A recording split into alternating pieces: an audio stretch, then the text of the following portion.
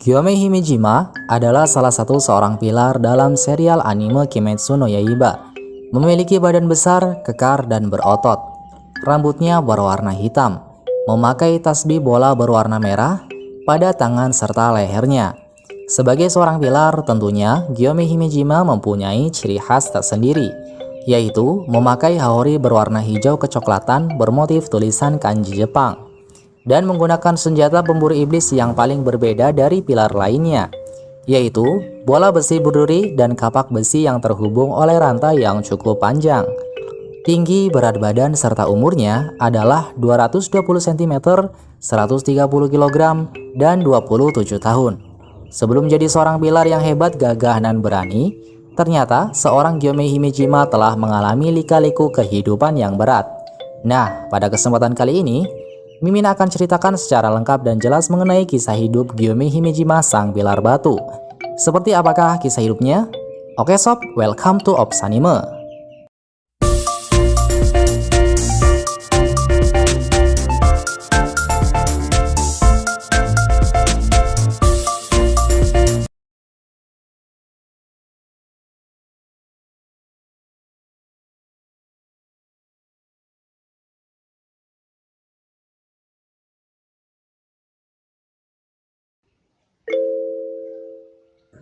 Kisah ini dimulai pada manga Kimetsu no Yaiba chapter 125. Dahulu, Gyome Himejima terlahir di keluarga yang baik dan taat dalam beragama. Orang tuanya merupakan pendiri sebuah kuil sederhana yang terletak di pinggiran desa. Orang tua Gyome Himejima adalah seorang yang sangat baik dan lembut. Meskipun mereka memiliki putra yang tidak sempurna, namun mereka sangat bersyukur dengan kelahiran putranya serta sangat menyayanginya. Setiap hari, ayahnya bekerja dengan giat dan Gyome Himejima dididik oleh ibunya dengan penuh kelembutan dan kasih sayang. Sehingga Gyome Himejima tumbuh menjadi anak yang berbakti, penuh sopan santun, serta rendah hati. Di suatu hari, di umurnya yang telah menginjak usia belasan tahun, rumah Gyome Himejima menjadi sebuah panti asuhan. Meskipun tidak ramai, namun berbagai usia ada di panti asuhan ini. Dari usia 5 sampai belasan tahun. Mereka yang dititipkan di panti asuhan ini merupakan seorang anak yatim piatu dan tak mempunyai saudara. Hari demi hari telah terlewati. Gyome Himejima pun telah mulai beranjak dewasa. Begitu juga dengan anak-anak yang lain, mereka telah tumbuh besar serta banyak yang telah keluar dari panti asuhan dan merajut hidupnya masing-masing. Kini tinggal tersisa beberapa anak-anak saja. Meskipun tak bisa melihat Gyome Himejima selalu bermain bersama anak-anak yang lainnya, karena ia masih tetap bisa melakukan aktivitas seperti orang pada umumnya.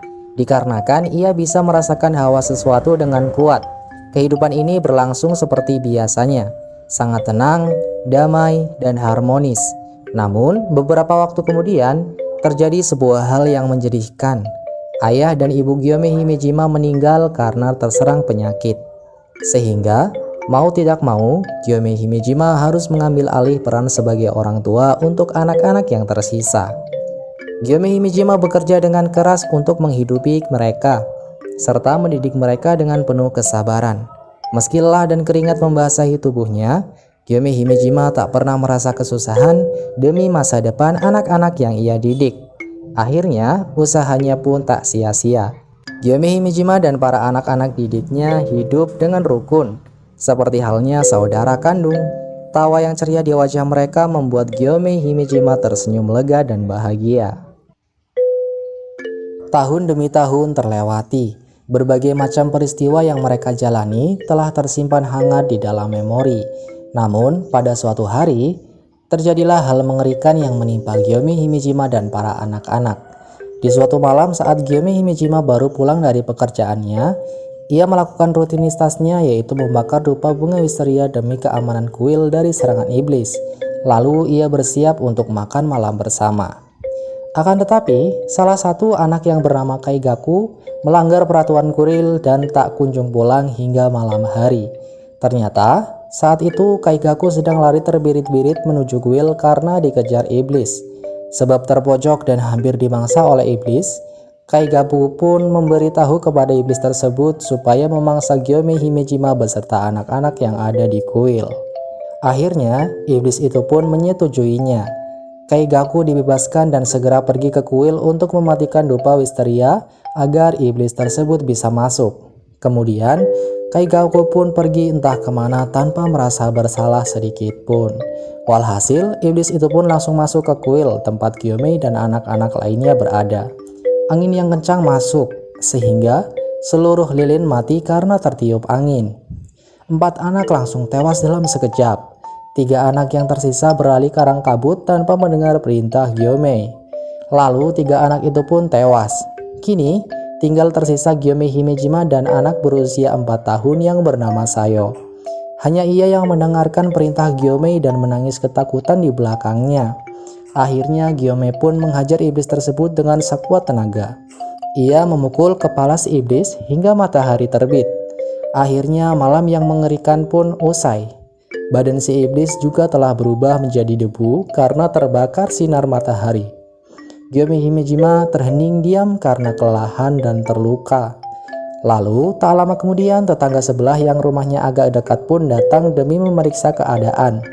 Sayo yang masih menangis ketakutan menunjuk ke arah Gyome Himejima dan bilang kepada warga yang datang bahwa ia adalah monster yang telah membunuh semua anak-anak. Akhirnya Gyome Himejima pun ditangkap warga atas tuduhan pembunuhan. Lalu ia dipenjara serta direncanakan akan segera dieksekusi. Setelah kejadian itu tersebut, perasaan Gyome Himejima sangat hancur lebur.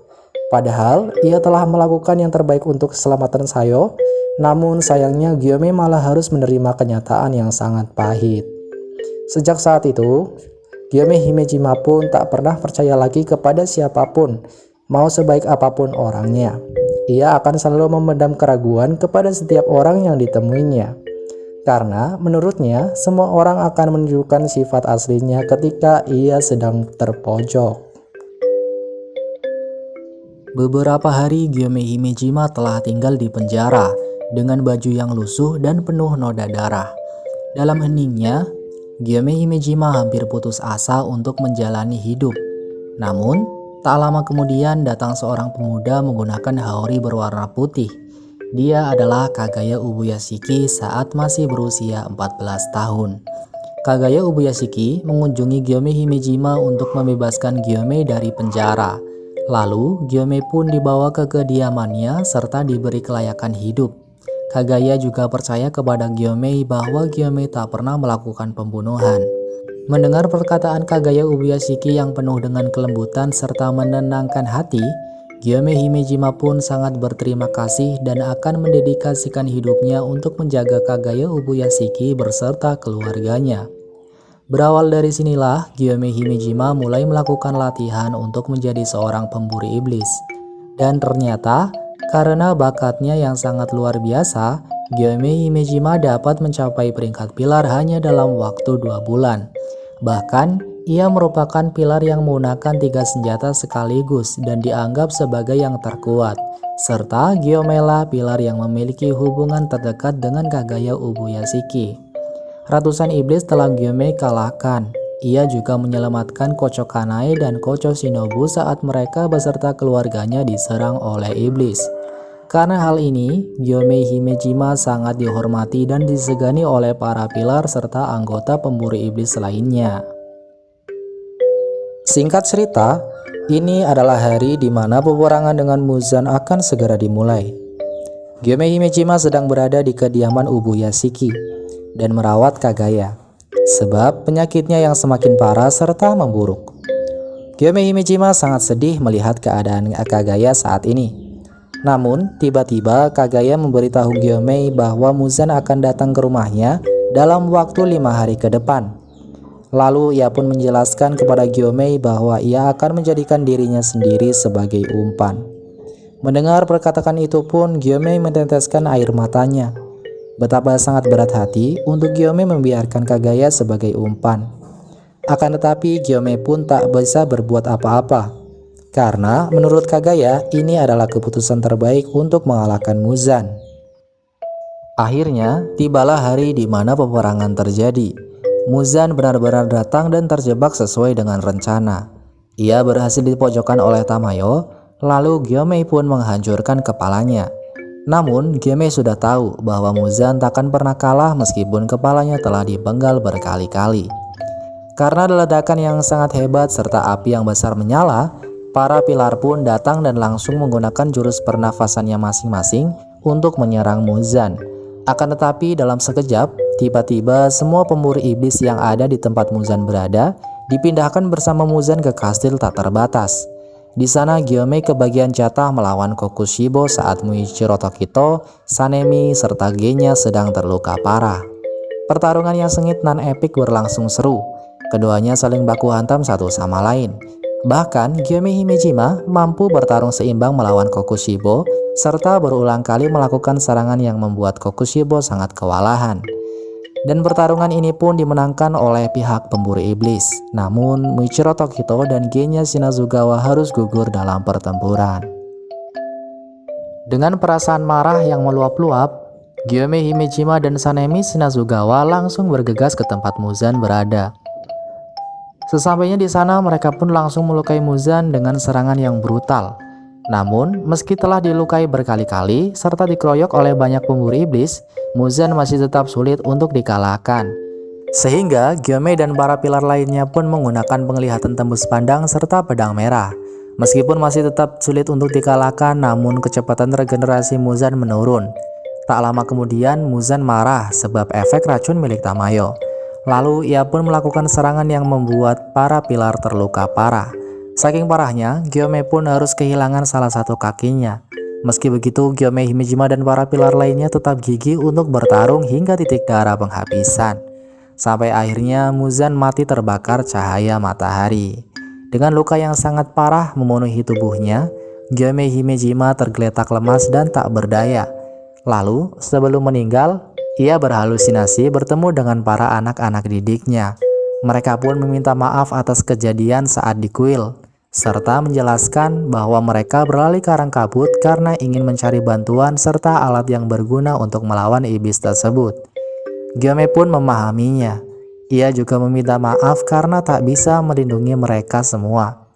Tangis sedih dan haru mengiringi suasana ini, sampai akhirnya mereka semua berpelukan untuk terakhir kalinya. Lalu dengan tangis bahagia serta lega, Gyomei Himejima pun menutup matanya dan meninggal dunia. Nah, itu dia sob, kisah hidup Gyomei Himejima, sang pilar batu dari awal sampai akhir hidupnya. Semoga jelas dan dapat dipahami oleh teman-teman semua. Oke sob, sekian usupan kali sini. Mimin pamit undur diri, jangan lupa like, comment, dan subscribe. Wassalamualaikum warahmatullahi wabarakatuh.